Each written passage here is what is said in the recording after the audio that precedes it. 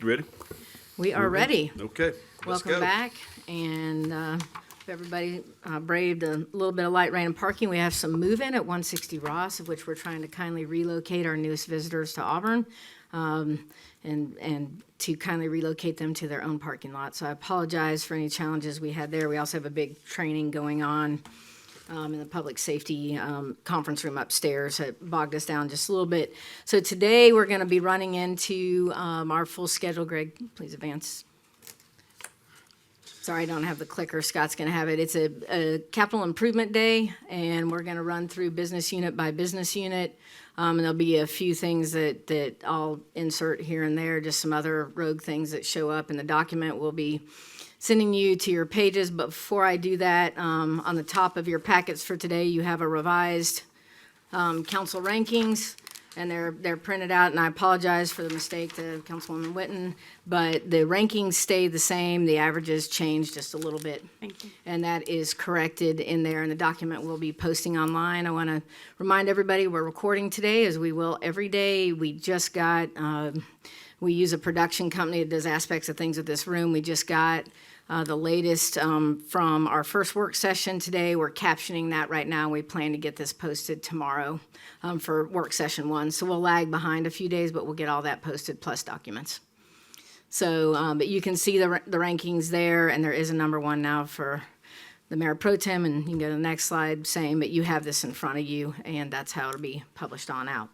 So without further ado, Scott Cummings, our Executive Director of Development Services, is going to run into CIP things. When we get to the resurfacing side, I've got very large maps and 11 by 17s that I'll hand to you in place, so he's going to pause for a second while I do that. If you have a question about this project or how, when project by project he's going over, it'd be a good time to ask about that project or something periphery on that area at the then time, so we can just make sure we capture you while you're thinking about your questions. Scott. Scott's going to take 22 minutes to do this. I'm just kidding. It'll be a lot longer. This will be the longest one. So. Yeah, it shocked me. I thought I had 3 hours. So. Yeah. You talk really fast, Scott, so it might be 3 hours. Yeah. They shortened my slides yesterday so I can have time to get everything in. So, Mayor, Council, thank you for the opportunity to talk through our capital improvement plan that we're recommending for your approval as we move forward. One of the goals that we have with our capital projects is to spend money as fast as Allison Edge can print it. The second goal is to align our vision with the vision that the council has and what the citizens have as far as priorities go. So as we formulated our recommendations that came up from staff, we were quite astonished that our priorities for making improvements to intersections and traffic flow were in line with the communities. So that's kind of a joke, but and then yours as well is, you know, those are our number 1 priorities, and you'll see a lot of that in what we propose today. So we also look as we're aligning some of our capital projects with, I would say, strategic opportunities, as we discussed the other night concerning the development. As development comes in, it may shift some of the priorities we have, because we have an opportunity to share in some of the costs for those infrastructure, which offsets and decreases the amount we would have to spend. So we would bring those to you as we move in. And we're going to kind of get into some of that as we talk through the CIP and today and some of the recommendations we have. So to kick things off, we'll get into talking about some of our sidewalks and dealing with pedestrians. And I'm sure everybody has seen, as I have, that there are a lot of people walking in a lot of different directions around town. We've got a lot, so this area over here is actually, initially was part of and still intended to be part of the North College and Drake intersection improvements. What we've decided to do and recommend to you to let us go ahead and connect some of these sidewalks that are between where development has occurred over the past few years. And in doing that, we basically can be ready when we make that final connection from North College to Gay Street on Drake. We'd love to go ahead and make that connection now. We're dealing with some widening that'll have to be incorporated into the intersection improvements.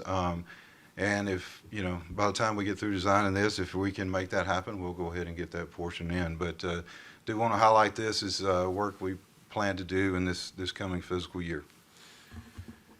The Charlotte and Curtis Ward Bike Trail, yes, sir. Before you leave sidewalks, sidewalks are a great thing. As you pointed out, a lot of people walk a lot of places, and it makes it safer to do that. And if we have what we feel like is a need for a dangerous situation, would we have some opportunity, you think, during the year to bring up that in a formal way? We do that. We've got, we actually have a budget to where we make repairs on sidewalks, normally at $100,000, I think, and then I think we're actually beefing that up quite a bit over the next few years. And that's when we get complaints about fixing damaged sidewalks, making connections, in some areas as they come, as those reports come in and complaints come in, or as things that we identify that need to be repaired. Or even a new sidewalk is what I was getting at. Yes, Okay. could be. All right. Yes. Thanks. I got a question about this first one here. Yes. I thought it was going to be a sidewalk from North College up to Gay Street, because there's On nothing Drake? there. Yes, yes, sir, there will be. That, as I was mentioning, that is part of the North College and Drake intersection improvement project. Part of the issue we're dealing with, we'd love to get this in, and if we can, we will. But the problem is we got to get some widening, which is, we're going to need some additional right-of-way. Yeah. So rather than delaying that, we'd like to go ahead and get some of this other Okay. stuff knocked out. And then, we'll make sure we get that. But if we're able to get the right-of-way before we get these projects started, we will include that because we know that And there is will be a problem. slide that talks about the bigger project, and you'll see the indention there when you talk also about it. And that is correct. It's something that Councilman Griswold and I had talked about, and we thought we were going to be able to do that. And now with the need for right-of-way acquisition and a few little hiccups, I'll say, and how we're working through that, it's delayed enough. We want to do the rest of the sidewalk, but we'll talk about it again when we get to the intersection project itself. Thanks. Thank you. And while we're here, just for a second, that turning circle on Drake and South Gay, North Gay is not in the works anymore, correct? No, that's changed a lot of the scope too on this, so yes, Got it. that is out of the scope, and we're just focusing, and I'll show you that in just a few It's not in minutes. the works. If the council wants to consider, I think our biggest challenge is it will take up half of the front yard of the Drake house to do that. So the house at the corner of Gay and Drake that is historic, and it doesn't impact the structure itself, but it will take up more than 50% of the front yard to get that in. We'll need that in right of way. And so that was something, if the property owner chooses not to work with us on that, and we didn't know if you guys wanted to go there, then we're in a condemnation situation. So we pulled back on that project just to say, unless there's a desire of the council to pursue it all the way, then we're going to let that one ride. We don't have a lot of accidents there. It's just, it doesn't function well. It gets backed up at the peak. Right, Brandon, wherever you are. Yeah. Okay. So the sidewalk, I'm looking at it on East Drake. That sidewalk is gonna be on the left or right side of the road. The south side of the road. South the side, so bottom. it'll be Yeah. on the right side if you're Oh, you're talking headed about here? toward Harris. No, here. The blue dash is what we're going to install now. It'll be on the intersection when I get to that slide if you know. Yeah, we have another. Okay. We'll get there. Yep. So I can look at it better. You're right, yes. This part is where they're going to put eventually, go all the way. Okay, ready to move on? Please. The Charlotte and Curtis Ward Bike Trail resurfacing, this bike trail was built back in 2000. So 25 years old, it's time for a little refurbishing, and the trail gets quite a bit of use. We need to resurface it, fix some potholes and things like that. We've been working with DCNR to, cooperatively to, get this done. I believe that we're working on an agreement to where we'll be maintaining that. Is that correct? So we'll be maintaining this ongoing, so we'll make sure that it stays in prime condition for use moving forward. But the What's entirety, DCNR? What is DCNR? Department of Conservation and Natural Natural Resources, Okay. State of Alabama. They own, it's the state park. So next project is, I'll just say this is a little low-hanging fruit. This is a connection for an area that's heavily traveled. We want to keep the people out of the streets that are walking in this area, but this would just connect sidewalk from East Longleaf Drive to the French Quarter along South Donahue.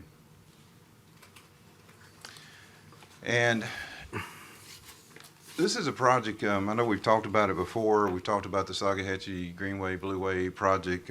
We pulled back on that in the past because of some of the Blueway concerns that so we're bringing this back because there's some opportunity with development that is active in the area. There's some potential development in the area that makes it attractive to begin looking at it. As I referenced, one of those strategic opportunities as we're looking forward.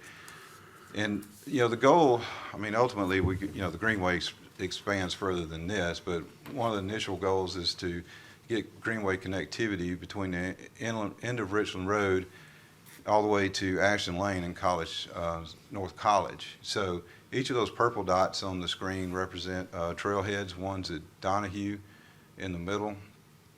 And I know the charts may look a little bit different, but this is the way that they require engineers to print stuff. So just, apologize for following, with me on that. It may not be as easy to follow for you, but so as we, our focus really over this, a couple things just to point out with Old Sanford will ultimately be building a pedestrian bridge across the Sagahatchee Creek for us. They will connect gravity sewer that will eventually connect to our sewer system, which will actually drain and serve the Old Sanford project. And when that's done, we'll be able to have connectivity to there and across the creek from at the end of Richland Road. But the focus on this over the next couple of years would be to try to look at making this part of the Greenway happen, because we feel like we got some great opportunities here. We've got existing sewer right of way or easement. We need to get easement there for public access and come up with a plan to design and construct a trail and trailheads at Ashton Lane and North Donahue at the creek, at Sagahatchee Creek. So again, there's development opportunities there, the potential partner with us in getting some of this done. So we want to look very intently at trying to accomplish this. This would be about 1.5 miles of Greenway Trail that we could potentially get for a pretty good deal. Scott, how will people get across College Street? Thank you. Underneath the bridge. There you go. So the bridges have sufficient clearance for us to be able to walk under both Donahue and College Street. What will it consist of? I mean, it's $2.3 million for, what'd you say, a mile and a half? It's approximately 1.5 miles. Are we talking about, we're not talking about pavement or? No, it will not be pavement. We'll be a mixture of different materials. I mean, we don't have to, pave an entirety of a trail. It can be, a lot of our trails, including Kiesel Park is a crushed stone aggregate fill, and it'll probably be mostly that. We will look at certain places around trails to create some accessible trail activity so we can, promote that for those that need that. But those surfaces, become well established over time, as you see at Town Creek Park and others. Well, that's why I was surprised at the price tag. Will there be like entry points, or not, at these entry points, will there be parking? Or Ultimately, the goal would be at those trailheads, yes, they would, be constructing some parking at those, yes. Is that contemplated in the 2.3 million? Yes, and it's also contemplated that we'll be partnering with some developers to get some of this done. We have the one on Donahue already. We have that property, but the Ashton Lane one, we do not, right? No, that property was dedicated to the city, so we do have that, The Ashton Lane one as well? yes. Okay, all right. That's that Scott, what little are the, segment. I'm sorry, Beth, go ahead. I was just gonna say, that's that little piece, right? If you turn into Ashton Park, it's on the Immediately to the left-hand left, side, yes. right by the creek. That's correct. Yes, those watching. What are the inhibitors to getting this all the way to Richmond Road one day? As we sit here today. As we sit here today, we'll have to make one more crossing across the creek on, the pointer won't help me on this one, but trying to Go go back. back. Won't let me- There. On the north, closer to North Donahue, we'll need to get across the creek to get back on the sewer easement, but there is a large tract in there that's not in the city limits that, that we currently did not have any plans to work with. We may be able to work on that over time. It's just nothing immediate that's in the city limits. Most of the rest of it is either tied up with some, this potential development that I mentioned that's this east of Donahue or Old Sanford property. They've got a bulk of what's on the north side of the creek there is what you can see on that upper map. Thank you.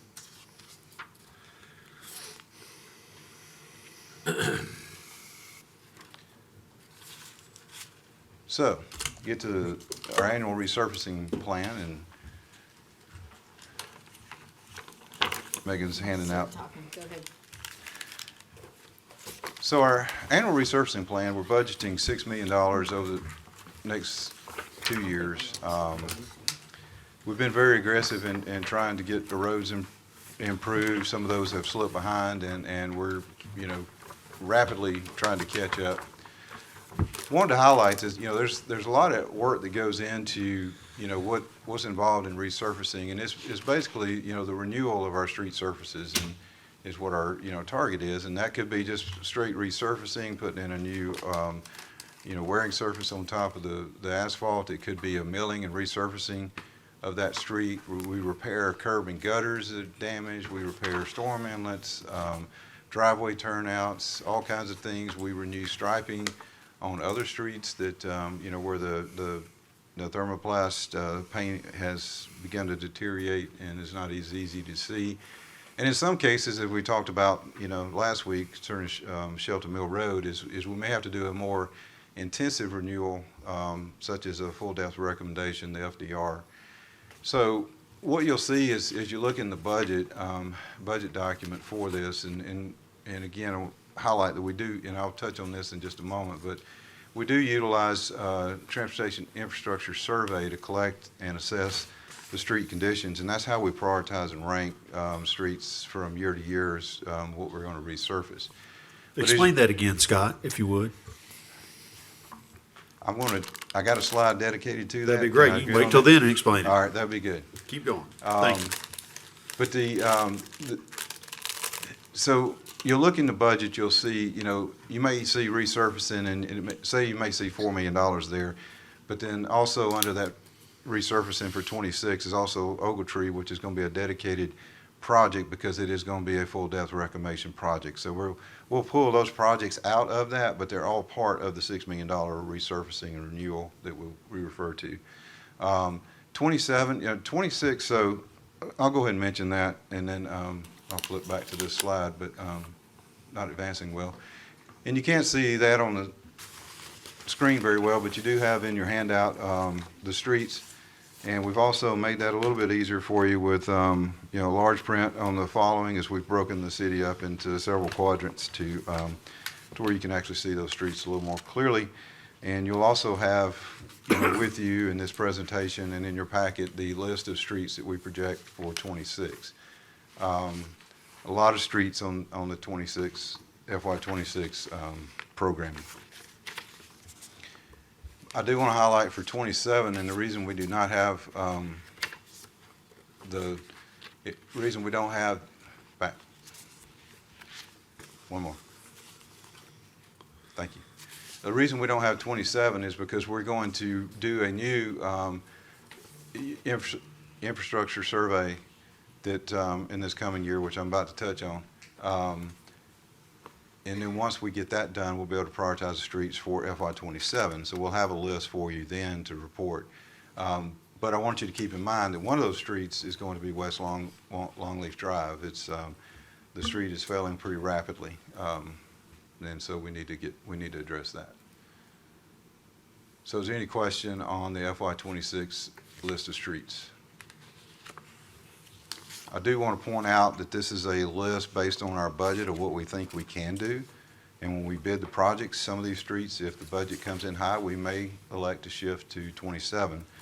Not that they won't get done, we may just delay them a little bit because, and then we'd only do that on the lower priority streets. So, but I do want to make sure that's clear that if somebody sees our street on here and we didn't get to it. And Scott, are these bid all at one time for the fiscal year? These will be, except for Ogletree, will be a separate project. Project, okay.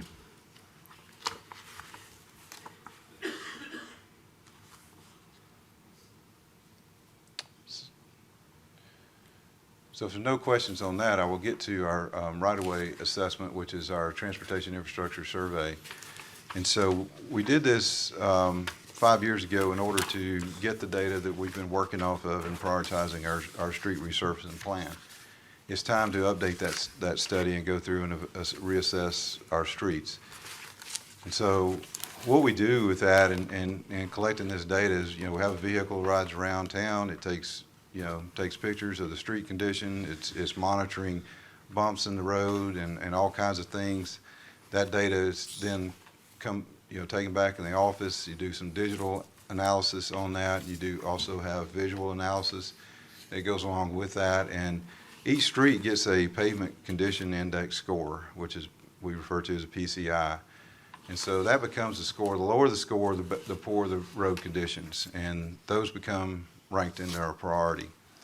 I do want to stress that, if you're on a local residential street and you get a 50, and we've got an arterial or collector that gets a 60, that arterial is probably going to get paid before yours local street does, because there's, two of those factors is the PCI indicates that, the likelihood of this thing failing is pretty imminent. But the other factor on that is the intensity of the use is the factor if that street fails, the consequences are going to be far greater. So, as we evaluate that, we want to ramp that into the scores and bring that into the analysis as we present to the public. Scott? Yes. What does failure mean? Failure? Yeah, how do you define failure? So failure with a street is basically when you're riding over the street and you're starting to you start to see the alligatoring in the street and you actually begin to see the asphalt coming off and separating in there. That's getting a failure. Brad, is that close enough? Okay, here's our resident pavement expert. So, but yeah, that's when you're actually getting to failure. We're trying to fix these streets before they get that far. Scott, was Owens Road in failure? Owens Road was beyond failure. Okay, there we go. That was bad, and that is a good example of, one that got bad fast and with a heavy traffic on that. So, And I would say Shelton Mill Road right at the 280 intersection was about in that way too until recently. yes. Is this spreadsheet available for the rest of it? I know this is just a sample page. Is This the is rest just of a it sample. available? It This is is a just- sample page because the Buffalo Trace Distillery is certainly not in Auburn. So it's right on in there, I do wanna Scott. You stress it. picked quite a good one there. That was on purpose. No, I did pull this off. That's Yeah, not all, right? so we did pull this off of the their website sample. that kind of gives you idea of what we get as far as reports coming back. We actually enter our scoring, our cost data into this spreadsheet, so you can see on here that they actually produce a cost estimate to repair that street. And so based on the defects that are in there, it actually gives us that data. And so that's what we use to be able to pull off and get our street listing for the coming fiscal year. I'd say we can certainly talk about publishing it. We typically don't because residents, you have to interpret it. Like it's back to what Scott was saying about the score is we can give you the score, but the score goes along with traffic counts and other things, the type of the road, and the raw data itself is hard to follow. Yes. And priorities will happen and switch in a year like when Owens Road failed sooner than expected. And we continue to look at that if there's something that we can make, and present to the public where it's very clear on what that is and what, and seeing what year we project your street to be resurfaced, we would definitely like to do that. That is something that we continue to discuss. Yeah, I know I'd like to see the score sheet for the whole city. So at some point. Yeah, we'll do a new assessment. I can tell you there's some things that we've not been pleased with our current assessment, and we're switching tools slightly, and I think we'll be happier with the next go-around. And Councilman Griswold has asked about this before, and I think we are committed to finding a way that it's understandable for residents. We just don't want to throw raw data at people and not have context. This is very exciting to be able to implement this strategy, because this used to be a very labor-intensive effort to be able to have somebody ride every street to do this type work and grade, and it would take basically a year or so to grade out the entirety of our streets. This we can do in a few weeks. So We do get specific questions from residents, say, okay, XYZ street, what's going on with it? Yes. So this matrix would be very helpful in explaining what's going on. yes, and that is a good point. I've had some of those discussions with residents before and having to try to explain to them, where their street graded out and, it could be one that has a lot of exposed, aggregate on there, so it feels kind of rough on the ride. But yet when you do an assessment, that street is very firm and hard. And so it would, it would not be one that would warrant a Okay. thing other than from the smoothness of ride. So the next project we have is Beehive Road improvements, and you've seen this before, and we talked through this. The budget has gone up, the total budget has gone up, and our portion has gone up a little bit as well. And part of that is as we got into design, both Lee County and the city saw some opportunities to do some more intersection improvements related to some of the industrial development in the area. So we've lumped some of that into the project, as well as some additional resurfacing and some intensive repair to the road to build it up. And for the cost of the project and us investing $1 million for a very heavily traveled road for a lot of big trucks, including some of our own, it's going to be nice to get this project done.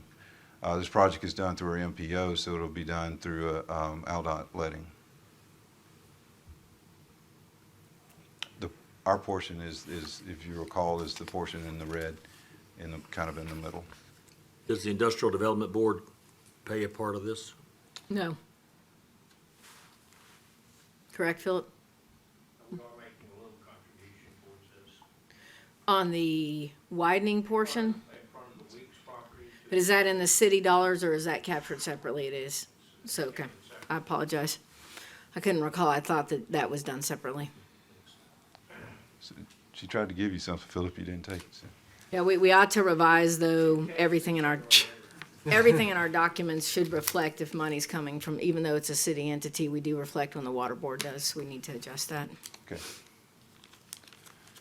The next project is Dean Road, Opelika Road intersection improvements. It's a project we've been talking about quite a while. It's going to be a pretty intensive project to get into because we're looking at widening all the way through the railroad crossing and back to Stage Road for this in order to get a dedicated right turn lane. This road backs up quite a bit. If you've been out there, and particularly in the afternoons and on the weekends, it's amazing some of the interesting things people try to do to maneuver through the intersection. But dedicated right turn lane, we're looking at 2 through lanes headed southbound. So lots of improvements here to get the ebb and flow of traffic moving much smoother through this intersection. Will be quite expensive undertaking, particularly in working with the railroad. It could run into some snags and delays associated with that. As you move further south, it's not shown on the map, but if you recall, there's a couple of detention ponds in front of the businesses there that we may end up having to do something with there. It could, drive up our costs a little bit, which we've tried to include in what we've got estimated. So yeah, we'll be starting design on this as soon as we can in 26, but the construction would probably, realistically not occur till later in 27 and into 28. Is the railroad being cooperative on this particular project? I don't know that we've engaged them on Brandy. this yet. We have not yet engaged them. Yeah, we're trying to get a base look at it so that we can go to them with what we think we would need. But yeah, it's moving of gates, longer arms, all the things, the whole signal functioning all have to be changed. And so it's intensive, but this is one that we've got to have, and so we're going to the deep end of the pool with it. Is that something that we negotiate with the railroad, or is that something that we end up covering the cost for typically? We'll cover the cost. We'll cover the cost. It's basically a permit that we have to initiate with them, but we do need some of that design data to be able to initiate that permit process. Yeah, we would cover the cost, and we often pay when if we're working in their right of way, we pay them to have somebody there that watches the work that we're doing in the right of way, their right of way, Yeah. and it's quite a cost. I think they actually do the design over the crossing. Is that right? Yeah.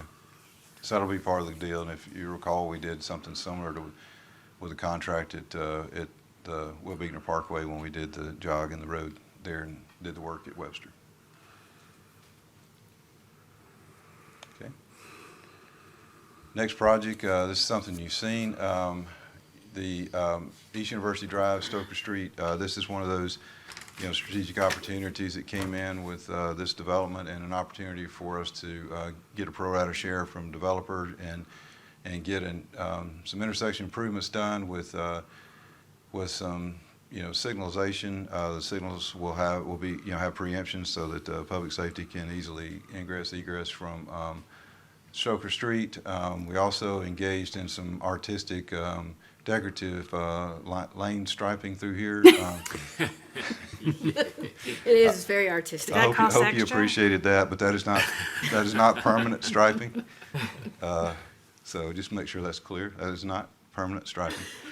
But yes, you've approved this and authorized this. That because the completion of this project will run into 26, we wanted to highlight that. North Donahue Drive widening from Jordan Parkway to Sagahatchee Creek. This is a project that we've had under design for a year. This will be a 5-lane section from the creek to Shug Jordan.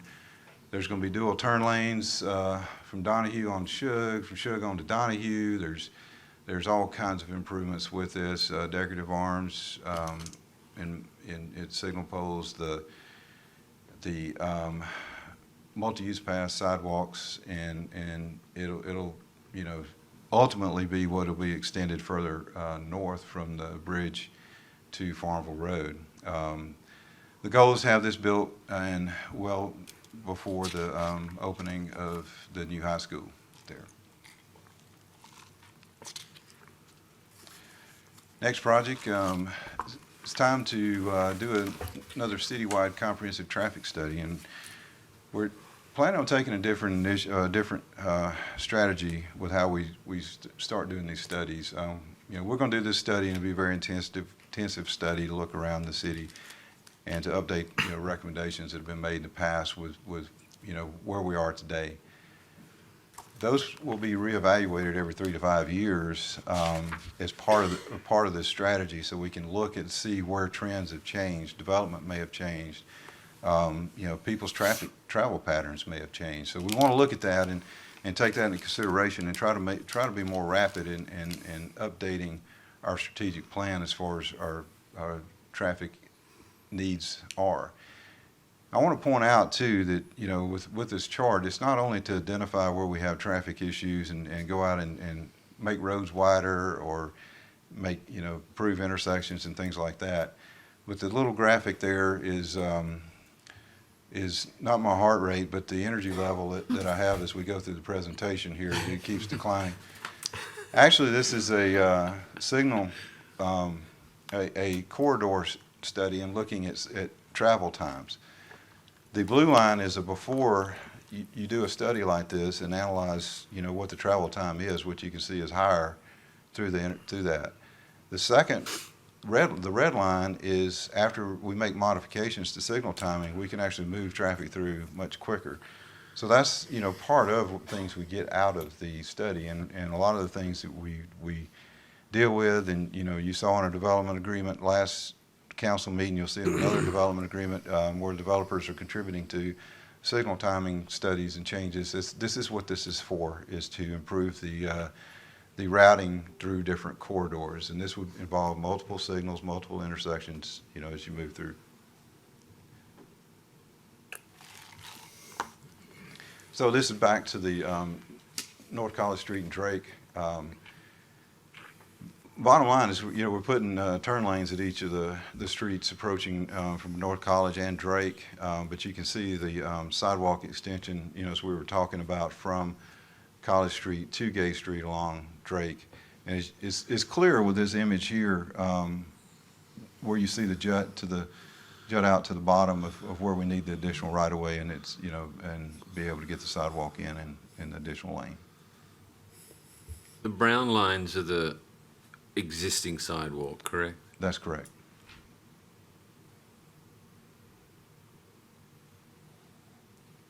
On this one, but on the previous one, brown lines don't necessarily.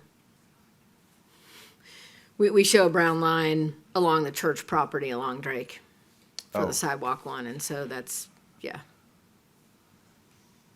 From Gay to to College. So that's where the confusion between these two is. Okay. Any questions on this? Does this help with the questions you had earlier? You can see how it gets wider by the intersection at College from Drake heading west. I'm just trying to think. And I travel this all the time. I guess I didn't realize it was a sidewalk right here. It's not, is this what they, There's a sidewalk on the south side of Drake, going east and toward the mall until you get to College Street, and then there is not one. okay, so Cross College. this brown land, This brown is the only one that ends right there.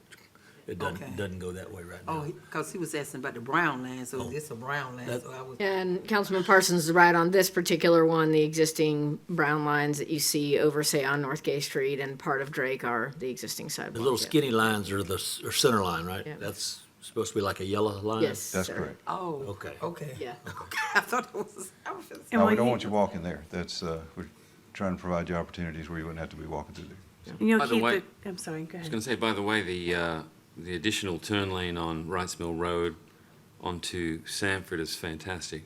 Great job. And you'll keep a crosswalk at, the Drake, on the West Drake side and the south of North College? Where the sidewalks continue, will you have, Yes, yes, okay. yes. That, there will be crosswalks there for the connectivity there. Mhm. And Scott, on North College, there's some decorative lamps in front of some of the houses right there. I mean, is that, these sidewalk construction gonna interfere with that? That's where we are right now in the process of dealing with property owners and where we're, as far as where we need additional right-of-way or where they have stuff on our right-of-way of what we're having to contend with. So utility relocation, utility companies have started going out, Alabama Power, to identify property owners to relocate poles and things that are in the way that may have to move. So, yeah, we're in that process, and that's where, and that's a good point to bring up. A lot of times our road projects hit snags when we get to this place. And that's, where we have folks that don't want to work with us on right-of-way, so it takes a lot longer to work through the right-of-way acquisition or easement acquisition. Power, utility relocations, was interesting to learn over the past few years from that, once we get Alabama Power moved, that's the easy part.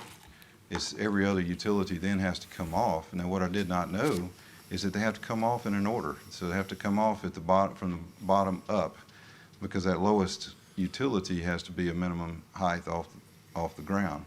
So they all have to move up. Now, if the one on the bottom isn't ready to move when everybody else is ready to move, then everybody else has to wait on them. So it's a frustrating process on us and private developers. We're trying to come up with a way to improve that. But we end up being at their mercy a lot on that. The decorative historic district lights should remain as best that we can. I don't anticipate any reason that they'd be moved. I mean, they may be slightly moved, but not removed, is what I should say. Okay, good. Thank you. Sorry if I strayed and told you more than you wanted to know, but that's It's all good, man. Well, I would say the vast majority of the holdups, including across from City Hall at the new AC Hotel, has to do with there's one utility company they're waiting on, and that's why the sidewalk and parking spaces aren't in, and this happens. That's what happened at Wrights Mill and Gay Street, and Wrights Mill and Sanford, why we announced weeks prior that a project was gonna happen. A contractor does the best they can, but if a utility company won't get out of the way, we're at their mercy. same on Will Beekner Parkway. Yep. So, okay, next project, North College Street and Shelton Mill Road intersection improvements.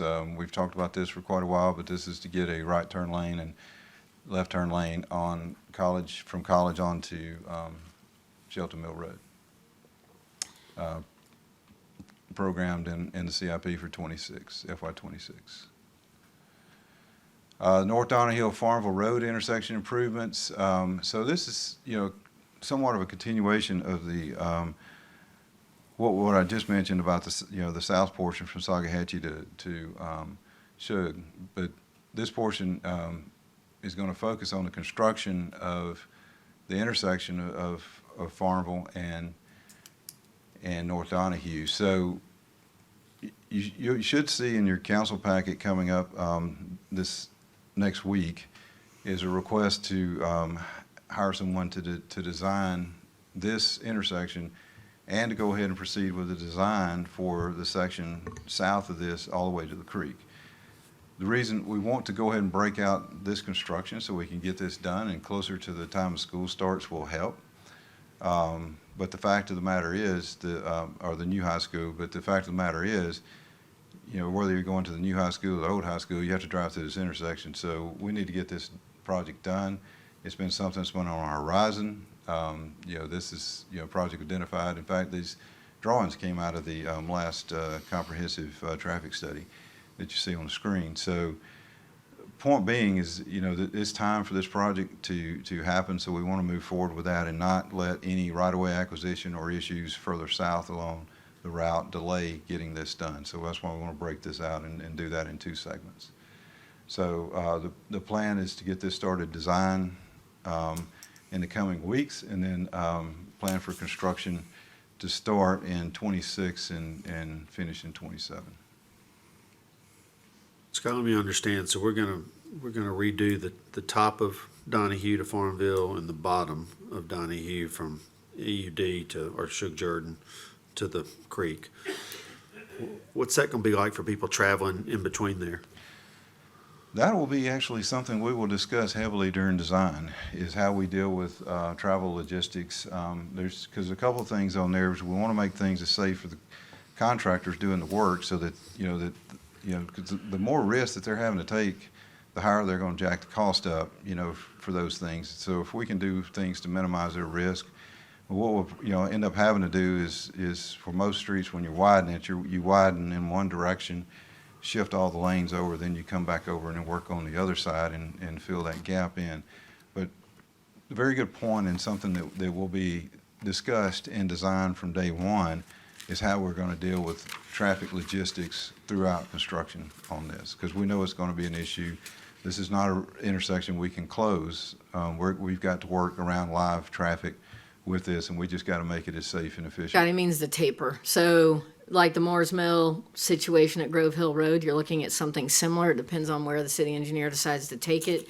You also have an option of doing the whole width, but not allowing all lanes to open in certain areas. You do it now and you stripe a wider shoulder. We're not there yet, Brandy. We are not there yet as far as this design goes, but we are aware of the concerns with that, and we're dealing with those on both the north end and the south end of both projects. And as we discussed in our first workshop, and this may have been what you're asking, we just don't have a choice here. It's back to needing to deliver this for other reasons. We've got a middle section that we have to do a lot more work on to be able to get access to right of way, and that's just going to come in the form of either the property owner works with us, or we're going to have to go to our legislative delegation, county commission, and ALDOT to try to get help, because we can't acquire the right of way in the county if it becomes not friendly. But our county commission is probably where we would start. I need to check to make sure they have condemnation authority, and our city attorney says they do. So likely we would start there. Hopefully it doesn't come to that at all, and I would hope that a property owner would work with us. But in the event we have several property owners in town that we go to court with every single time we want right of way, and so this is in anticipation. We've got to get these other 2 sides done, and we'll deal with that whenever. We also have some structures that are in the way of the right of way moving forward in the middle section. Mm-hmm.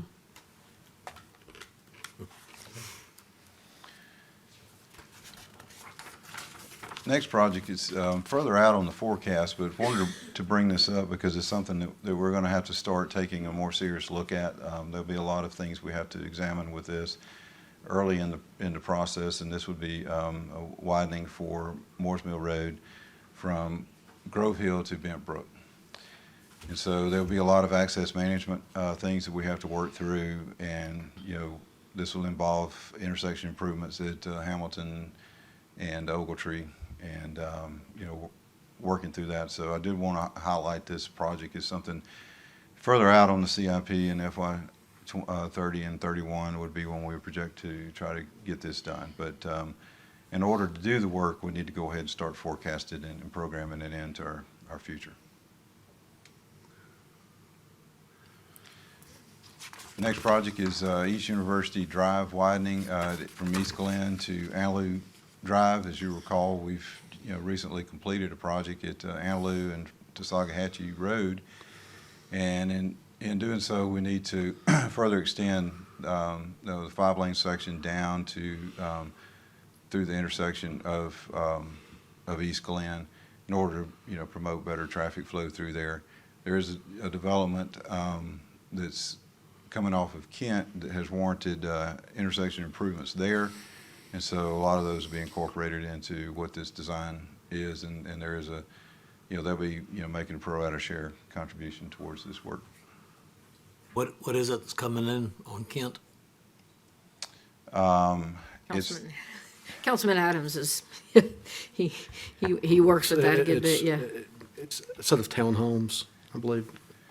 yeah. It's right above Dennius Park in your drawings, that big blank space. Oh, okay, Yeah, lots of Yeah. townhomes. It's permitted. okay, got it. So the next project on there, and again, it's forecasted a little further out, but however, there's quite a bit of activity that could strategically move this around a little bit, and including potential pro rata share and cost for construction of the project. But this is Yarborough Farms Boulevard Extension. This will provide connectivity between Donahue and North College, and what it would help would be getting people to the school, future potential commercial development there at Donahue and Shug, also additional commercial development as you get closer to college, and other potential development activity in and around all that property there. So as there are some discussions related to that, we wanted to go ahead and highlight this as it, that could promote some of this moving further, faster, and wanting to get this in. So, but it will help a lot with, with the traffic for the new high school to have another alternative route to traverse. What do the colors mean? Oh, that's a good question. So the yellow is will be constructed as part of the high school project. And what didn't show on here is there will actually be a connection where the yellow ends to Shug from that as part of the high school construction. The yellow green dot in the middle is actually a roundabout, not a button. So, so the red would be future what we would have to add on to the project. Pretty significant creek crossing with that. Very interesting terrain to have to navigate to go from the creek over to Cary Creek Parkway. That price, Scott, is the entire road or just the yellow, not the red? It's the red. That's red. Does any of this exist now? Any of the road? No, sir. Yeah, so the school is above the red dot. The school is Well, north of sorry. the yellow dot. Thank you. And and you said there's an access off the red portion onto Shug? So where the yellow portion ends at the red portion, there will be a road that would connect to Shug Durden Parkway. Okay, and have you gotten all or a lot of the rights of way or easements? I don't know if it's platted yet, but the portion that's on the school property will be. The rest of it will be, determined as we move forward and talking with the landowner, developer to the east. We're in regular conversations about this at this stage, and it's a project that has a lot of legs in terms of people assembling property and being ready to do something. And so this has been on our major street plan for a few years now, and we are trying diligently to work with anybody who's looking at this property. They've been aware of it and cooperative and collaborative to date about continuing, but they will have some skin in the game financially, but we will also have a bunch. This also provides multi-use path, 35-mile-an-hour road for people in this area, not just an extra entrance to the high school, but people that live in that area can cross through and not have to get on Shug Jordan Parkway, and they can bike and walk also, which would be a nice thing. And then if we actually get some aspects of the trail done, it's not very far from the Greenway either. And it would be nice to get some of these roads in where you don't have to get on Shug. I count 4 exits and entrances to the new high school, two off Donahue, one to Shug, and one on College Street, is that right? If this gets done. Eventually. Yeah, the one on Yes, sir. Yeah, and that would help greatly the traffic flow through that area. I think, as we look at projects, like this, a street like this, and development in and around it, where we have an opportunity to be involved in funding that is offsetting some of the costs of the street in order to keep that street a very limited access. You think of what they've proposed for Old Sanford, what Grove Hill, where, those residences are built on pods that come off the main roads on there. You don't have a lot of driveways on the roads. It makes that traffic flow through quicker and much smoother than if you have a lot of driveways on there, a lot safer. So I want to highlight this project as we anticipate getting started on this in the coming year. It's to improve the alleyway that's basically next to the southeastern, so it'd be behind the properties that front College Street at Magnolia. And so the goal there and is there's two structures right now, one at 103 North College and one at 115 North College that has structures encroaching into the easement. One of them's in the process of coming down, the other one will come down thereafter. And then once those are done, then our goal is to get in there and make some improvements so that there's a pedestrian way in that 8-foot easement that we have that mimics what we've installed in the alleys that connect the parking area that's behind City Hall next to the parking deck that feeds out into either North College or Magnolia. And so enhanced with sidewalk and other improvements, ped lighting and things like that. And getting that in gives access to the residences that are on the second floor of some of those buildings. In addition, it gives opportunity for some of those businesses if they want to activate that alley for other activity, like has really happened in the rear of the businesses fronting North College and Magnolia.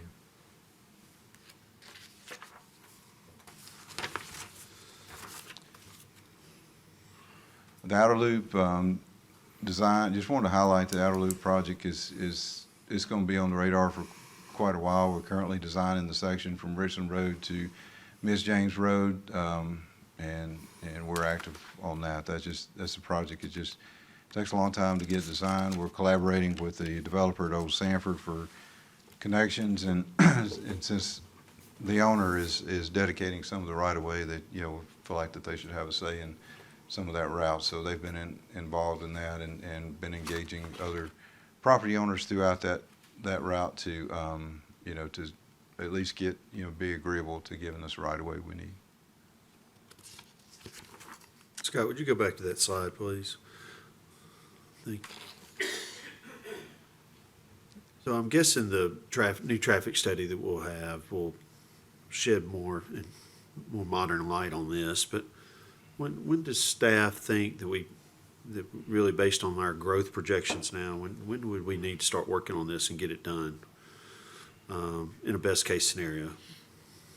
For the outer loop, I mean, Yeah. we're focusing on this and the to begin construction on pieces of it throughout the latter years of this. I mean, currently, we are talking to AlDOT about some things and whether or not this needs to be an AlDOT road for a future 147, or does this become a city street? That'll factor into what we have to build, and so those are decision points that we're currently evaluating along with the design. So there's a lot of pieces moving with that.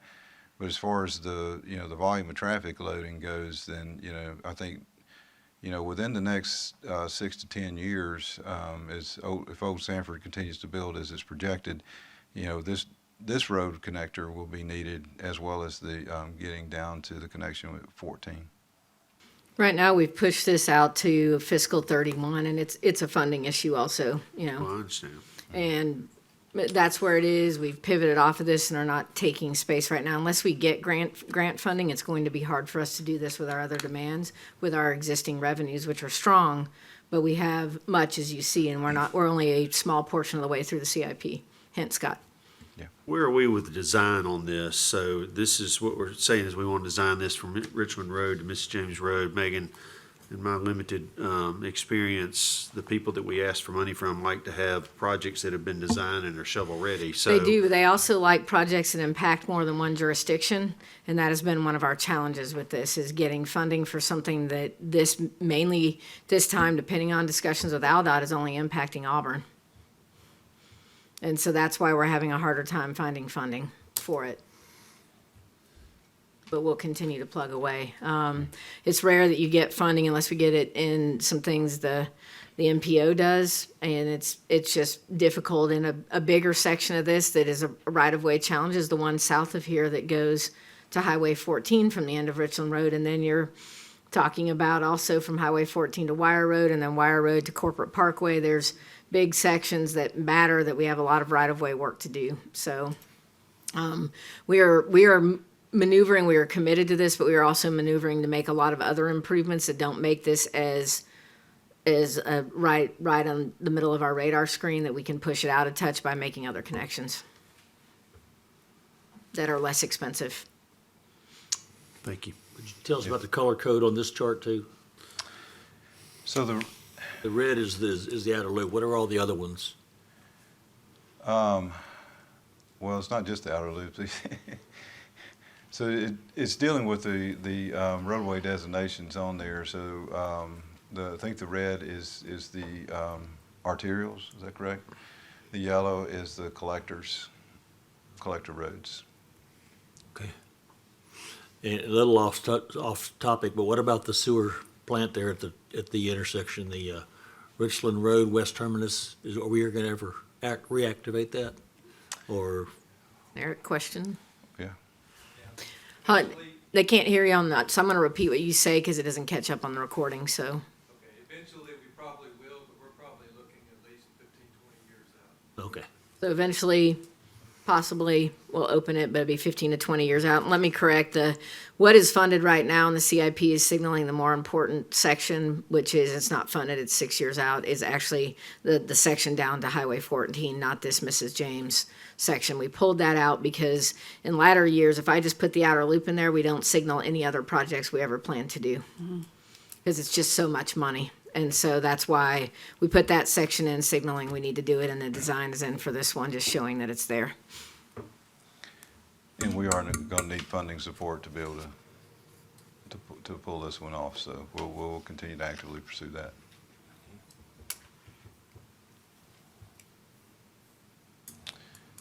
So the next thing identifies, shows in your CIP is the gateways to Auburn. This is the intent is, and again, what's showing on here is a very early concept to give you an idea of some of the things that could be considered.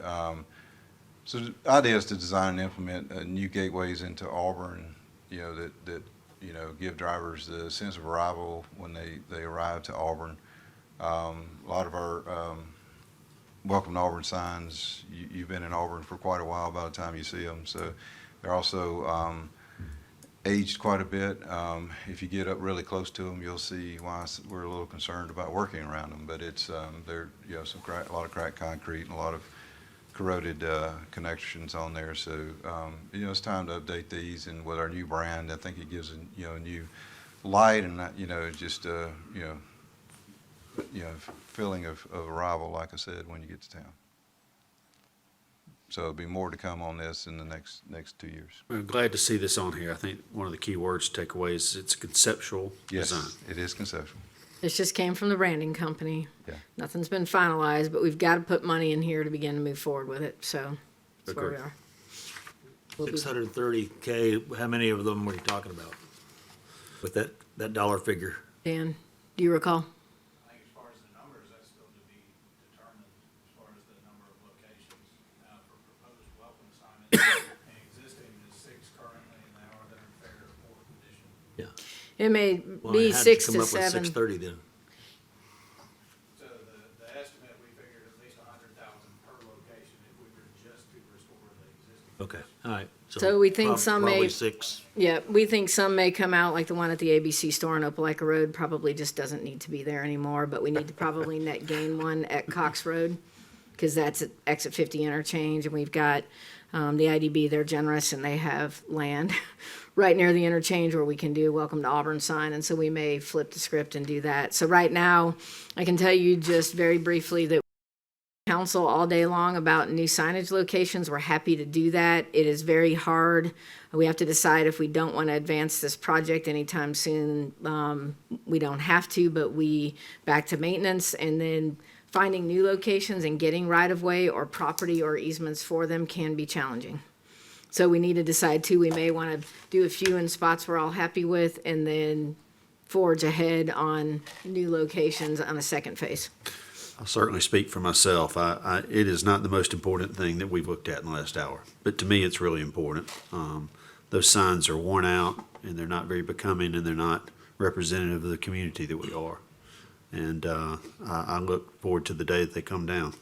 So- We've also learned some citizens are very spicy about them. The Moores Mill subdivision is spicy about the one there. Allison Frazier really worked with the neighborhood in getting some easements and other things when we were dealing with the turn lane, and people are very concerned about it coming out. And so we'll be dealing with that with the council as well. What do you think? What do your constituents think?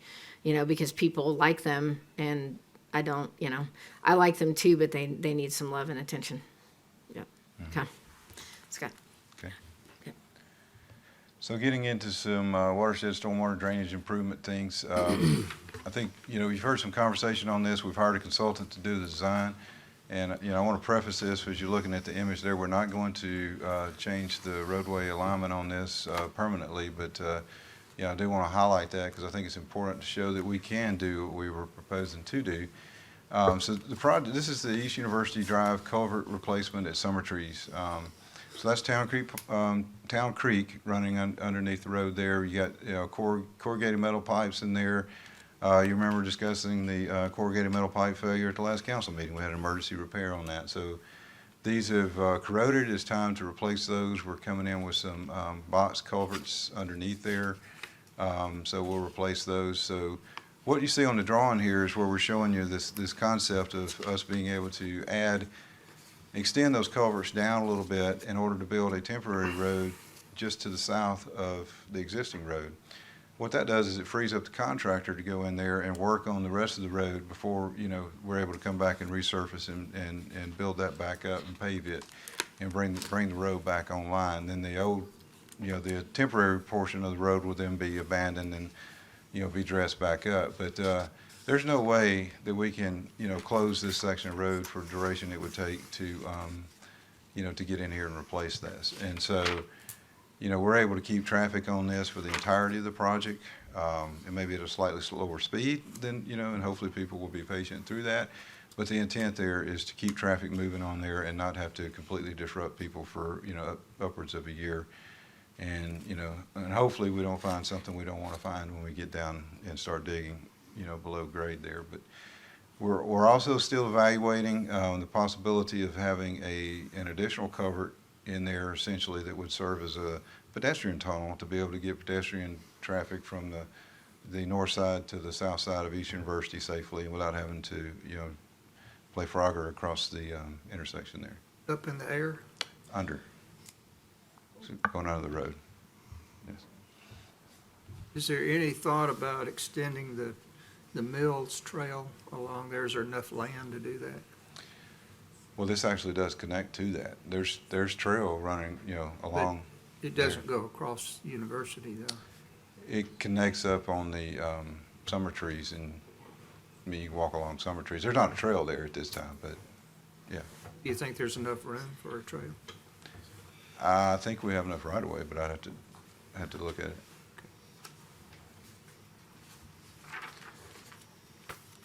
Next project, we got a couple of bridge replacements in here. We monitor our bridges very closely. These projects we're doing through our MPO, so we're utilizing state funding to help offset some of our costs, so we're able to get these bridges replaced at a much lower cost. Our investment for the Gay Street Bridge is $855,200 for, $3.8 million project. That's pretty significant for us. This needs to be replaced in the coming fiscal year. So this, bridge, again, we inspect our bridges on a routine basis and keep that data. The last inspection on the bridge indicated its time, so this one has moved up on the priority list to get replaced, as is the Old Mill Bridge. And in the same manner, our funding portion of this will be in the $630,000 realm for approximately a $2.7 million project. We're forecasting this for FY27.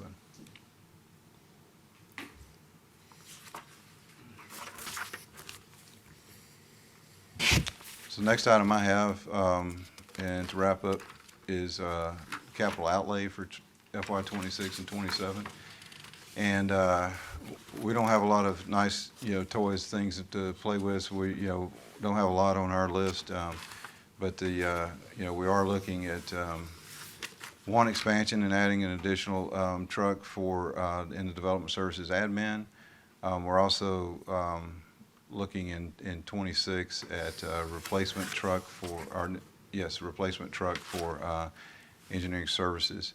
In addition to in FY26 for engineering services, we've got rapid flashing beacons replacement, $10,000, and then also expanding the inventory and installation of rapid flashing beacons at $60,000 for 26.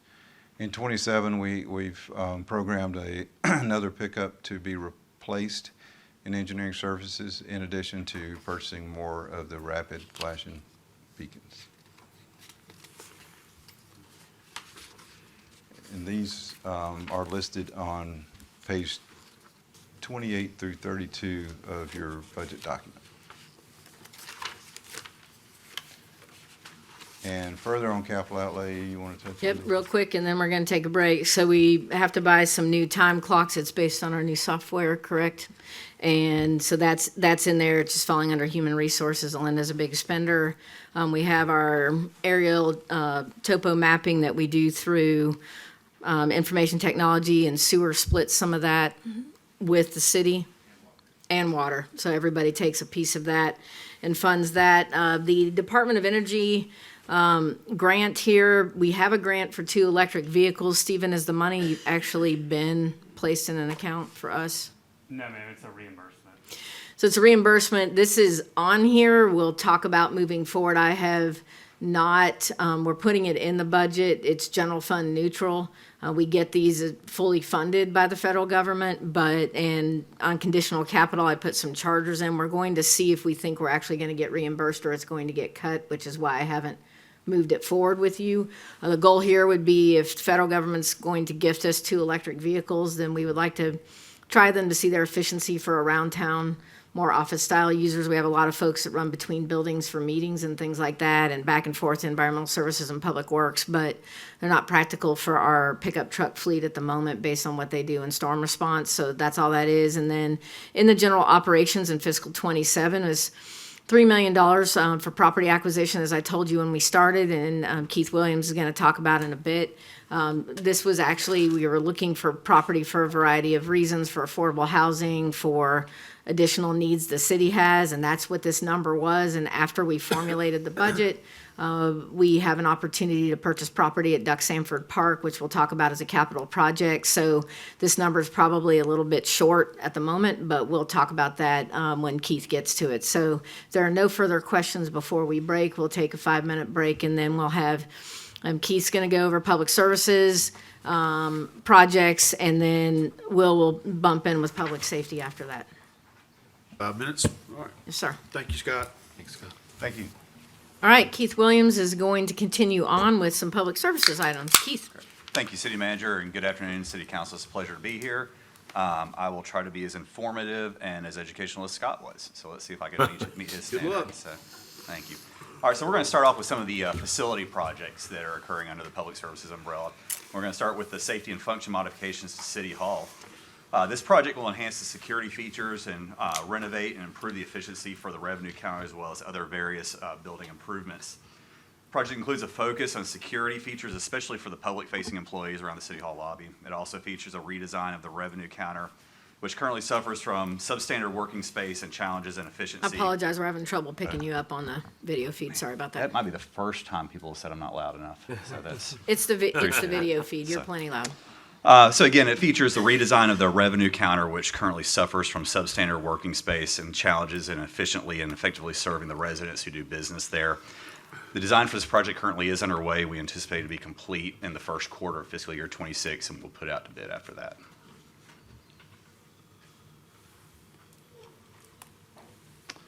The next project is the Veterans Memorial Landscape Restoration. So this project includes the replacement restoration of all the landscaping at Veterans Memorial Park.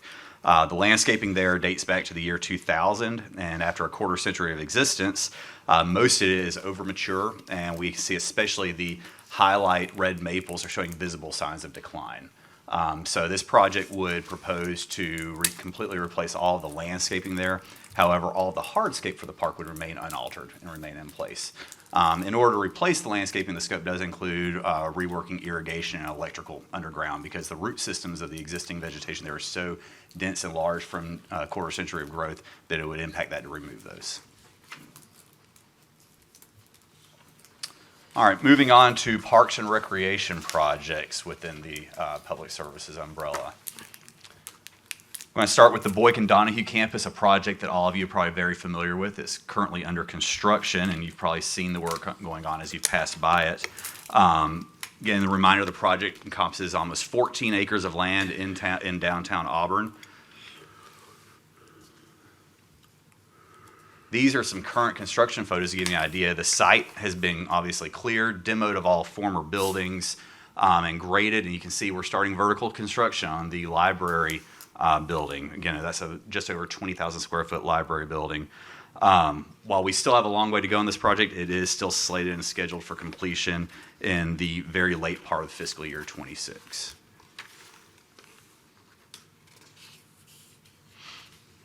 The next project is the Duck Sanford Park restroom renovation and expansion. Duck Sanford Park, as you're probably aware, currently has 10 baseball fields, 2 playgrounds, walking paths, and 5 acres of parking. There are 3 independent restroom facilities at the park, one for each kind of pod of baseball fields. The one we're referencing here is the oldest one and what's often called Old Duck. This project will correct some of the aging plumbing that occurs there, as well as over double the capacity of that restroom for use. These are all very heavily used if you've been out of the park on a nice day. Same capacity as originally built, Double the capacity of what was originally but built. today it's the same capacity Yes, as correct, originally built? yes. Lord help. I thought the pictures were special. If you want to endorse a restroom renovation, you take a photo of what the restroom looks like now, Fully right? endorsed restroom. Yeah. So this is the project that Megan mentioned a couple days ago. Yeah, and the again, loose just sheet of earlier. paper that Yes, came I out, yeah. apologize. So this is the insert sheet of paper you were given. It was not part of your original stapled packet. So this would be the Duck Sanford baseball expansion. Again, Megan mentioned there's been a recent opportunity for expansion of this park. This property is approximately 13 acres. It's bounded on 2 sides by the existing park property. The goal of this would be to expand the existing baseball facilities as we continue to grow as a community. It's very rare you get an opportunity to do an expansion of a kind of in-town park because of the real estate opportunities. So we're appraising the real estate now. Kevin Howard's going to work on that for us. We're working with the current property owner, and we'll see where the appraisals come back and when I can come to you. But we've been given the green light by the property owner and their family to proceed with appraisal. Match and McChesney, you'll see an L-shaped piece kind of wrapping around them outside the green. They want a small portion of this property, and that is leaving some aside for them. What would happen to the water tower there? There is no water tower there. We also have to negotiate with the water board to purchase their piece as well. I mean, I would like for the water board to give it to us, but that's probably not going to happen because Eric, he drives a hard bargain over there. And it's traditional, the city and the water board have always made deals, but we often purchase property or swap for like kind things over the years. So we have to approach the water board as well. Don't we appoint the water board? You do. You do, but I'm officially approaching the water board staff in this moment. Okay, well, let me know if you need some help. I think I've got it from the staff perspective, but we'll go from there. And we will lose our fireworks launching location, so, you know. All right, the next project is Richland Park. So this project is in the Parks and Rec Master Plan, and this project is currently in concept development. What you see in your screens represents approximately 120 acres of undeveloped land featuring a 5-acre pond. The master planning for the project, again, is occurring right now, is anticipated to last into the fall of this year, in which we will then progress into design. It'll be a multi-phase project for build-out. The focus of phase one is likely going to be baseball and softball facilities, as well as other amenities that go along with that, and potentially some passive elements if the budget allows. Did you say the pond goes or stays? The pond stays. It's a 5-acre pond, and we hope to make it a feature of the park. Okay. It's beautiful. And where is this, near that new development? Ma'am, this is bounded by Richland Road and Will Beekner Parkway.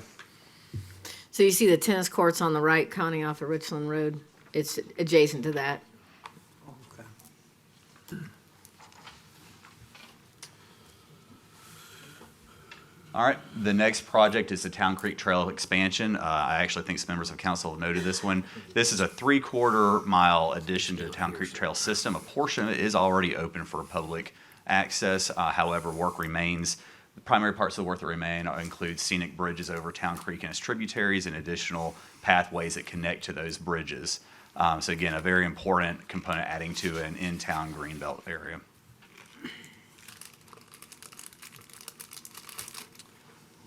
Next project is Martin Luther King Park improvements. This would include renovating and upgrading the existing ball field out there. Currently, the ball field doesn't meet the standards even to hold organized practices. It's actually more of almost a sandlot type field. But this would propose to regrade the field to improve the drainage, install LED lighting. It's currently unlit, can't be used after dark, and improve the fencing around it. When it's done, even though it still doesn't have dugouts, it'll be able to host practices for our rec league as well as be reserved for other teams to use. Now, the baseball version of what we did at Margie Piper. That's correct. The next project is at the Wire Road Soccer Complex. This would be replacing the existing lawn at the rear of the building into a new turf synthetic soccer field.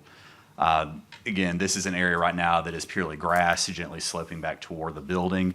It adds an additional field. Obviously, the complex, despite the additional fields we just recently built, is extremely popular and heavily used. The dimensions of this field will allow it to host the entire U6 rec soccer league. Right now, U6 does not have access to turf fields. They play on grass, but this would allow them to play on turf fields, as well as do 7-on-7 play for U10 and adult, and 9-on-9 play for U13.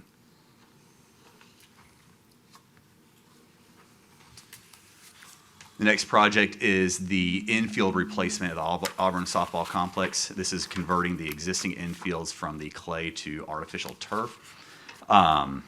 This complex is heavily used, especially for hosting tournament play. Just in the current fiscal year we're in, we've had 7 tournaments canceled due to weather. So the ability to convert these infields to turf would help us be more flexible with that and have potentially less cancellations and be able to use the field more promptly after wet rain events, even during light rain. Do we know what that lost revenue impact would have been? I don't know off the top of my head. We'd have to calculate that.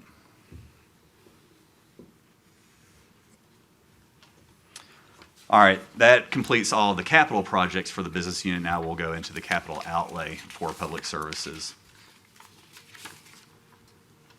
The first page you can find in your book on page 28 through 32 of your session booklet. This is Public Works capital outlay for both fiscal year 26 and 27. Couple of important pieces to note that I'll discuss. In 26, there's a tractor-mounted boom mower that is a replacement. That's just a perfect example of how important it is for us to have the right tools to maintain the rights of way in the city in the manner that we need to, both efficiently and aesthetically. Another one, a trailer-mounted storm sewer jet. Our existing one is over 16 years old, is regularly breaking down, and has to be up for repair. And as you're probably well aware, storm sewer maintenance is an important and emerging issue for the department. Again, just because of debris and clogging is something that's been a priority for the department to stay on top of.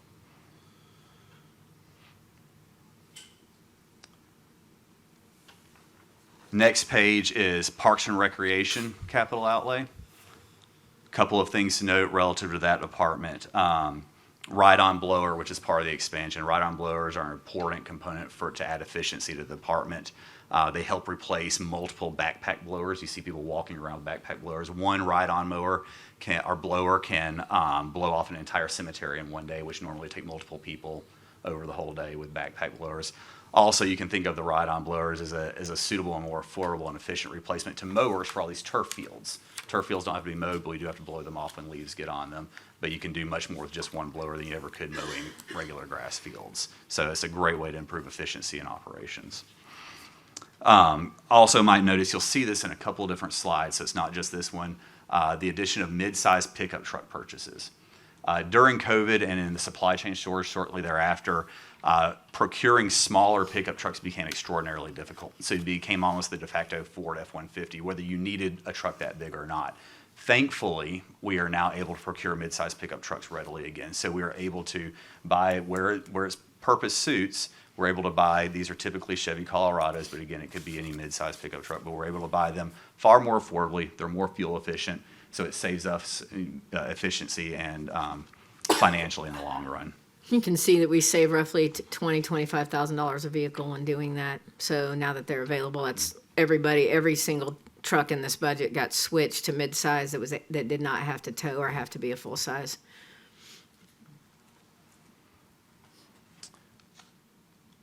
All right, moving on to environmental services. There will be 2 slides for this department. I'll first note, pay attention please, that there are 2 different funds purchases for environmental services, because some of it comes from the solid waste management fund, some of it comes from the general fund. Obviously, some of these make complete sense as we continue to turn over the aged trucks that run routes every single day through the city. I'll note that, again, they have another mid-sized pickup truck, which, again, comes in, $20,000 cheaper than your typical Ford F-150 for efficiency. That truck, that is expansion, is actually proposed for doing cart deliveries and cart repairs. We have over 34,000 carts now out and about the city, and every single day we dispatch people to pick up broken carts, repair and deliver new carts or repaired carts. And the trailer for large animal transport is very important. Trailer for large animal Cows on the transport road is constantly. bovine transportation has become important for our department. So, fiscal year 27 for the same department, again, general fund and solid waste management fund. Much of the purchases there, again, are replacements of existing heavy-duty trucks that are running routes daily. The animal control van is an expansion. We do have a new animal control van expansion that's in conjunction with staff. So, We're adding staff, so we add a van. That's yeah, so there's staff addition. The staff actually, I think, is coming in a different fiscal year, and we'll roll this van in as we basically expand. So the request is operations. actually for 2 animal control officers, and a lot of times they go in tandem for certain reasons. Right now, we're just adding 1 because we want to see how things go, what Katrina feels our levels of service are, and what's changing. And I may come back to you at mid-biennium and add a second one. I don't know yet. We're gonna see what we get here, and so part of that is we've got to increase equipment or we lose efficiency also. So.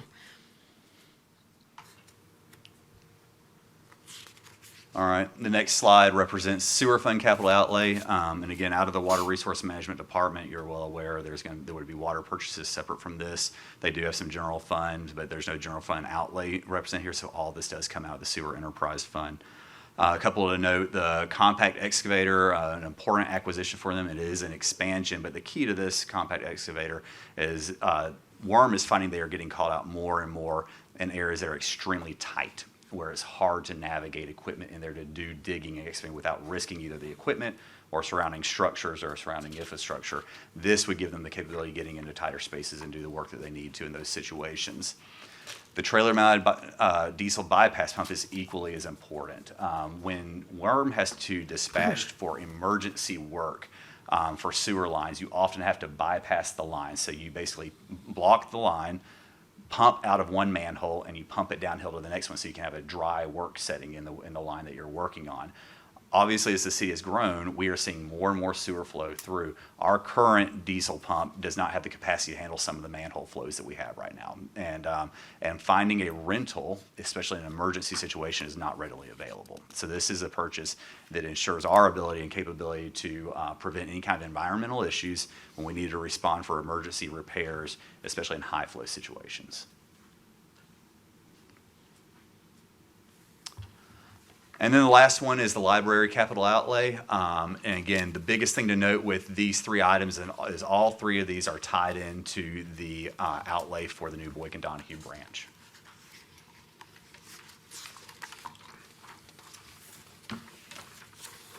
And that concludes mine. So thank you very much. Thank you.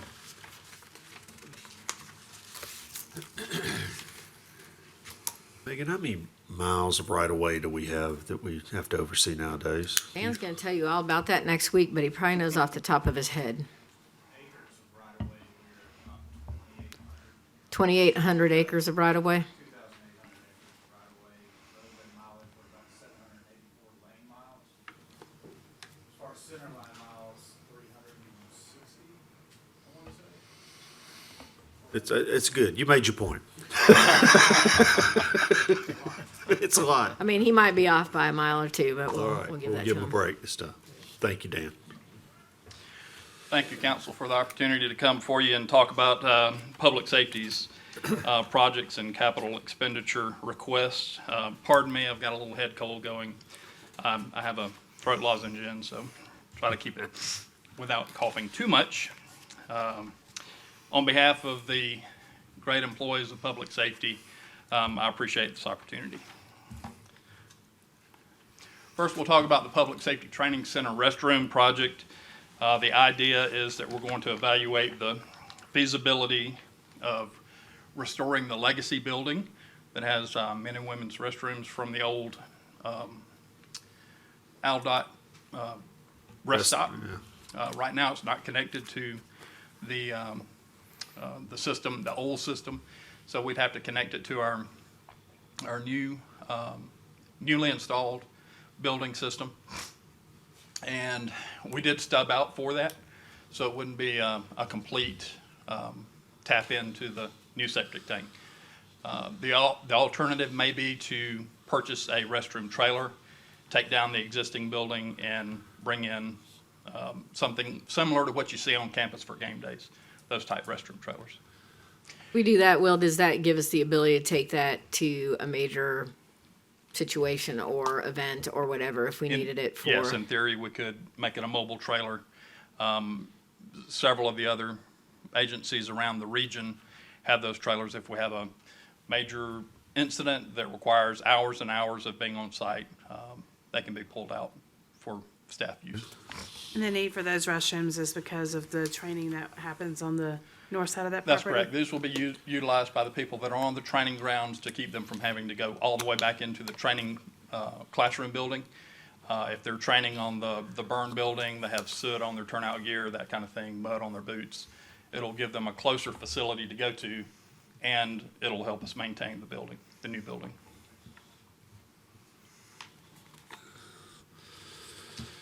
General public safety facility planning, this is in preparation for us looking at a south police precinct.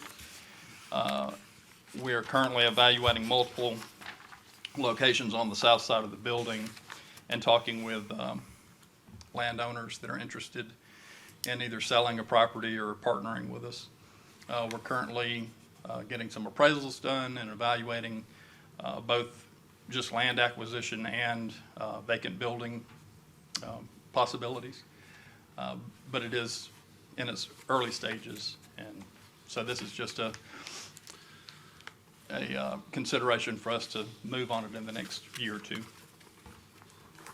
In addition, we'll be looking at the possibility of a expansion fire station as the community grows. We're not ready right now to say where that needs to be. We need to see where the development continues, but we are starting to evaluate that for Station 7. And we're still looking at the potential for moving Station 2 if we can partner with the university.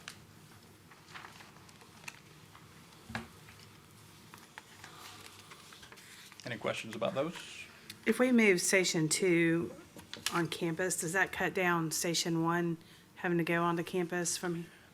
The primary benefit of moving Station 2 to the university campus, west side campus, is to keep Station 1 from having to cross through the heavily populated part of campus, coming down Magnolia, competing with the pedestrians. And so Station 2 would have an easier access to the west side of the primary campus. Which one's Station 2 now? It's on Currently? Shug Jordan Parkway. Okay. We have plenty of suitors in this room for Station 2's property, so they're all sitting out here hoping we would move that, but, you know, it's, I told them that's not gonna happen. There'll be a lottery for that. But, we are in active discussions with the university, about this, and I think we'll have continued discussions. We need to identify a location, and then we would have a lot to discuss about image and character standards and cost of construction. It would be a relocation though, so we just moved the entire equipment and staff from Station 2 to this potential new location. All right, for our capital expenditures, for police, we actually have 2 covert cameras that we need to replace, one in 26 and one in 27. One of them is currently non-functional, and the other one is functional some of the time, most of the time, but it is outdated. Connectivity needs to be updated. So we've requested one for each year. In FY26, police is requesting the replacement of 16 patrol vehicles and the upfit for that. The replacements on our list right now range from 2011 to 2020 models, and the average mileage to date is a little over 112,000 miles. And when we're looking at those vehicles, we consult with Fleet Services. We look at the initial cost, the maintenance cost, and the repair cost for its life cycle to determine which of those vehicles. I'll note that several of those, I mentioned, are 2020s. Those are what we call our COVID Tahoes. We've had some significant expense with several of those vehicles, had to do engine replacements and that kind of thing, so. I think you should talk about the K9 because it shows up as capital outlay. Sure. Some years ago, we added our K9 partners to capital expenditures. And K9 Leon is 9 years old now. He'll be 11 years old when we retire him in FY27. He's a narcotics detection dog, and his handler, Webb Sistrunk, is now a sergeant. And so it'll be time for Leon to retire and us replace him with another feisty K9. I mentioned the other covert camera, and then in FY27, we've also asked for another 10 replacement vehicles. I don't have any of the statistics on what those vehicles will be. It'll be similar to what we're looking at for 26, but that's an ever-changing list of vehicles. Depends on if we have an emergency maintenance request, you know, if the transmission goes out, an engine goes out. If we have a motor vehicle accident that damages a vehicle, it'll change that list throughout the year.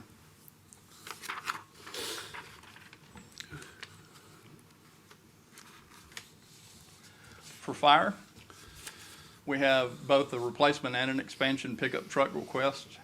The expansion goes along with the requested fire marshal position. So it's an expansion vehicle for an expansion position. The fire pumper is, we were offered an opportunity by one of our vendors to take a slot where they were building a demo vehicle and have a fast turnaround on a delivery of a new pumper, which we were already scheduled for. So this will give us that opportunity to bring a new pumper in to replace a 2013 model. And then we already have prepaid in 2023 for a new pumper that's scheduled to be delivered in 2027. So that was a 4-year build on that one that will replace a 2016 model when it's delivered. And that's part of our regular replacement schedule for fire pumpers.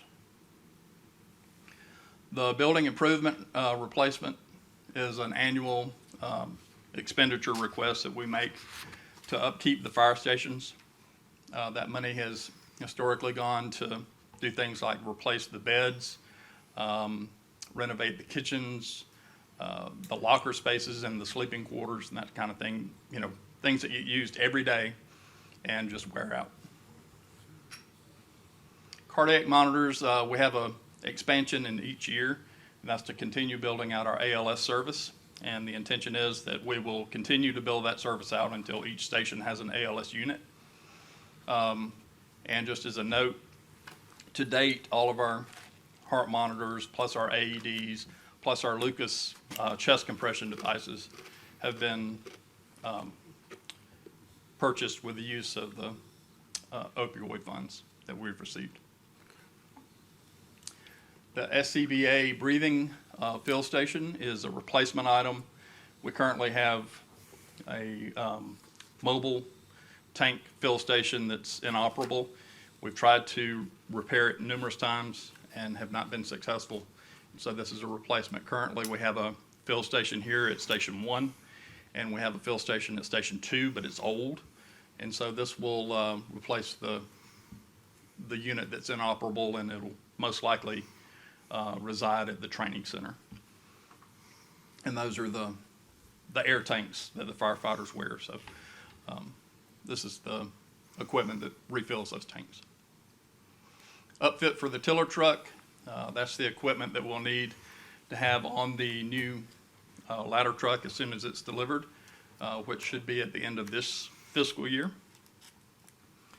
It'll include all of the rescue type equipment that we typically keep on the ladder trucks. The replacement SUV in FY27 is for a battalion truck vehicle.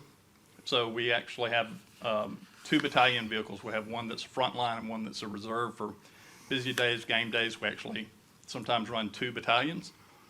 So this vehicle will be the new frontline Battalion 1 vehicle that operates out of Station 1. And the vehicle that we'll be replacing is a 2013 F-250 that will be surplused. And then the current Tahoe that's Battalion 1 will move into that reserve role that works out of Station 6. And then again, upfit for the pumper that we're requesting in FY27 that we actually prepaid for in 23.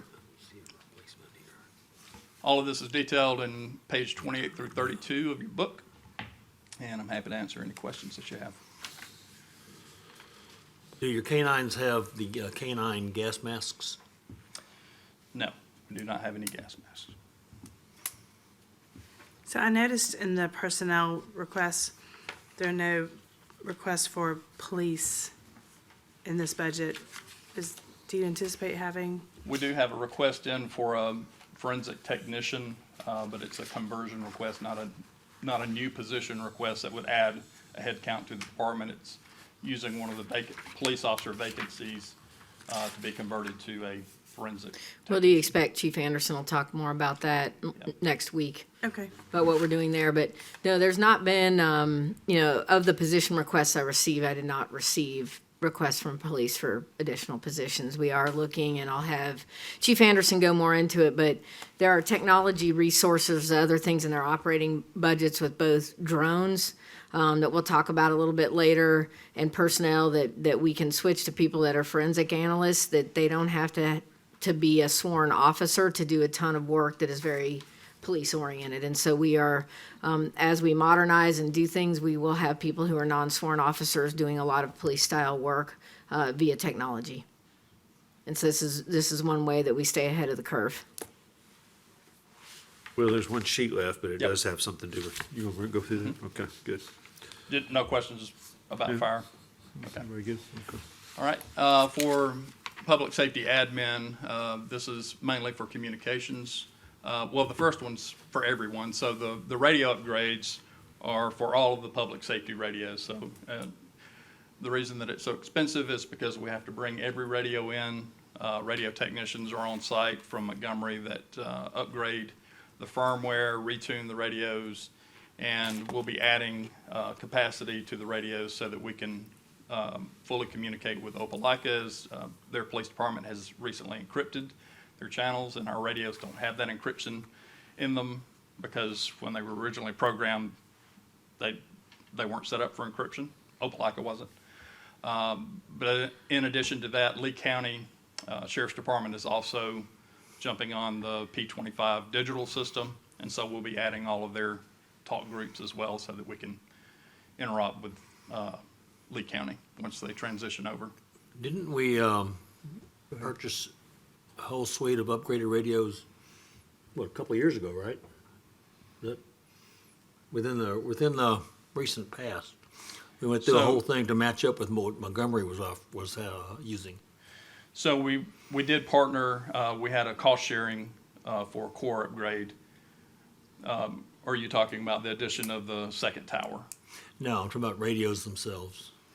Okay, so radios themselves, we had some upgrades to the radios that are in the tower because Montgomery had a core upgrade. But we haven't had a major purchase. We switched from the kind that you can pick up with a police monitoring device to the kind that you can't pick up. Okay, so When was that? when we went from conventional radio to the P25 system, that was in 2018 is when we started that project. 18, oh, wow, okay. Yeah. Time flies. Will, is it a desirable goal to try to have the same kind of communication system with the county, with Opelika, with Auburn, and maybe even Montgomery? Is that a desirable goal that we're shooting for? And do you think we'll get there if that is your goal? Yeah, so with this upgrade, we'll be as close as we can get. Now, we're on separate systems. There's two main systems in the state. There's a Motorola system and a L3 Harris system in the state. We're on the L3 Harris system with Montgomery under the MMCCD cooperative. Opelika, Phoenix City, Russell County, and now Lee County operate off of the Motorola system. The great thing about the P25 project is that they have compatibility with each other. So they're all 700, 800 megahertz systems. And as long as we have permission and MOUs, memorandums of understanding between the agencies, we can program those systems together, and it's just a flip of the switch on the radio. And I can talk to Opelika or, Montgomery or Prattville, and they're all connected systems. Okay, so we're getting there. We're getting there. All right. The tethered drone system that's on here is an expansion, would be an add-on to the mobile command vehicle that we've ordered and is expected to be delivered next year. The company that we're using doesn't do tethered drones, so they're building the infrastructure into the vehicle for us for the connection, but we'll actually have to purchase the tethered drone system that will mount to the top of the vehicle when we need it, and connect it so that we can stream it out. The value of a tethered drone is that there's unlimited operation time, so you don't have to bring it down to change batteries and that kind of thing. Through the tether, it's powered, and the video stream comes back to the vehicle. So we're I bet you all knew exploring. what a tethered drone was, didn't you? Oh, yeah. Yeah. We're Right. exploring the opportunity to use some of our current drones that aren't utilized as much, or that we won't be able to utilize with the new FAA rules, to see if we can purchase a tether system that connects to an existing aircraft that we already have. And that's yet to be seen if that's going to work, but hopefully it does. And then the 911 replacement project is both software and hardware, actually. So it's the 911 call handling equipment. Again, that project started in 2018, was finalized in 2019 when the equipment was received. The industry standard for those type servers is to replace them every 5 to 6 years. And so this will be us looking to replace both locations for our call center equipment, the servers and the software, both here in this building and at our secondary answering point on campus, at the campus safety building. And that equipment is every phone call that comes into the 911 center, whether it's non-emergency or 911 calls, go through those servers and are handled through there.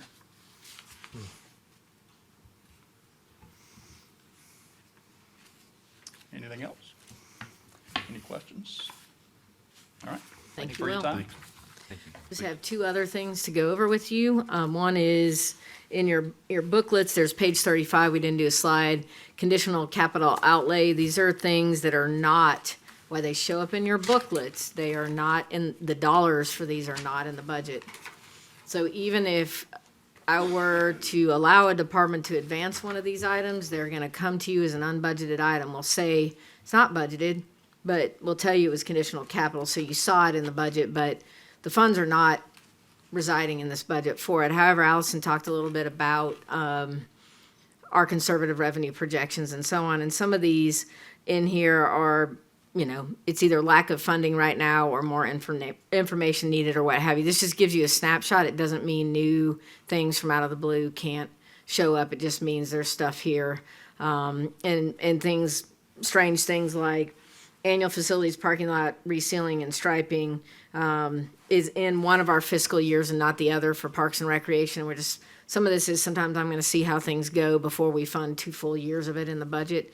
As you know, my department heads will remind me, well, it's in the budget. Well, sometimes I'll sit some things out to see how it goes. Do we have our numbers right before we just fully populate it? So that's in there. And then Greg, go ahead and advance the slide.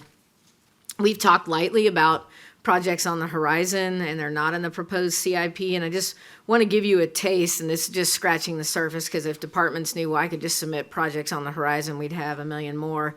We're always working on things. And so North Dean Road Extension, from above the north end of East University Drive all the way to 280 is not in here. We're actively working with a developer.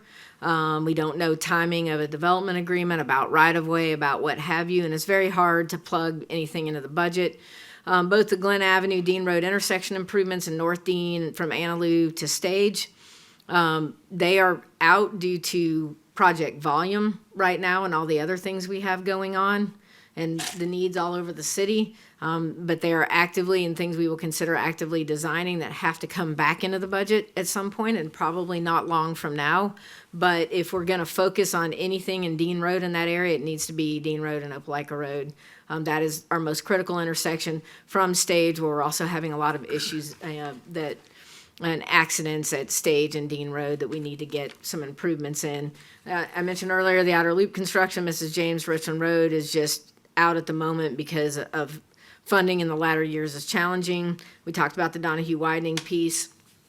We need to make some improvements at East Glen Avenue and Airport Road. That's a major entrance to the high school. And we'll also go back to initial traffic plans. I was looking on the internet at the latest thing that they proposed, and I don't think we anticipated that the vast majority of vehicles going to the high school would all use the Glen Avenue entrance, but they do.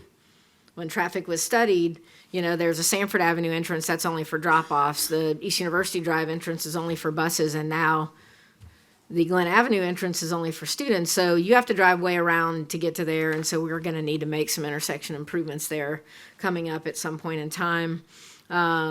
The East Glen Avenue widening, we need to do some work from Ross to Charleston Place, Ross Street to Charleston Place, which is just below Four Seasons Cleaners, if that helps you. I mean, we've got to get some turn lanes in, but you can tell that right-of-way is tight there. We do have a lot of rear-end collisions with people that, for whatever reason, choose to sit there, you know, at 5 p.m. and insist on turning left in some of those spots that are a little bit dicey. If I were them, I would take Ross to Harper and come in the other way, but that's just logical.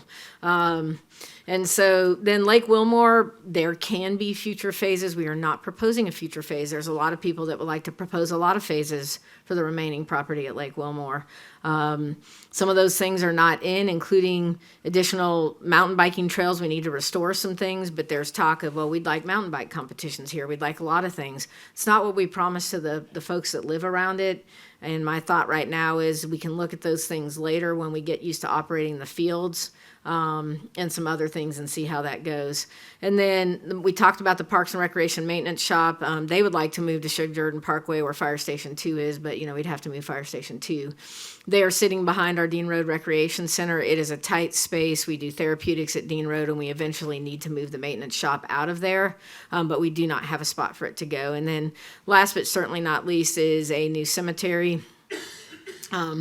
We've talked before, but we sell a lot of cemetery plots, and Town Creek Park is selling very quickly.